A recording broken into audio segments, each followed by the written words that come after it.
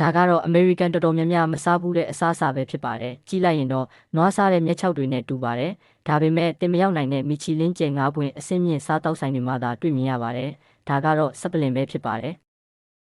သူကြည့်ရတာဘာမှထူးဆန်းပုံမရပေမဲ့အနက်အရသာနဲ့အာဟာရများစွာကျွဲဝပါတယ်။သူ့ရဲ့အစီကလည်းအယမ်းမွေးပါတယ်လက်ဆက်တဲ့မှုရက်နက်မှာအပင်ကတော့ကျူပင်လိုရှည်ပြီးတော့ဖဲပြားနဲ့တူပါတယ်။သူ့အယောင်ကအစိမ်းနုရောင်ကနေအစိမ်းရင်ရောင်ထိရှိပါတယ်။အရွက်တွေကအချွန်အတက်များပါတယ်။ပင်စီကတော့တုတ်တုတ်ခိုင်ခိုင်ရှိပြီးအဝါဖြော့ရောင်ခရမ်းရောင်ရှိတတ်ပါတယ်။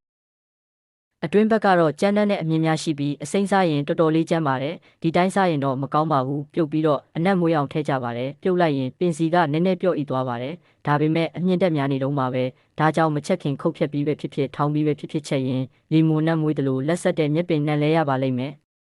သူ့ကိုအချောက်လန်းကချက်လိုက်မယ်ဆိုရင်ဂျင်းနဲ့လီမွန်ရဲ့လက်ဆက်တဲ့ရနံ့ရရှိကချိုတဲ့အရသာအနှဲငယ်ခံစားရရှိစေမှာပါဒါပေမဲ့နေရာတိုင်းတော့မရပါဘူးအစင်းမြင့်မီချီလင်းစားတောက်ဆိုင်တွေမှာသာရရှိနိုင်တာပါ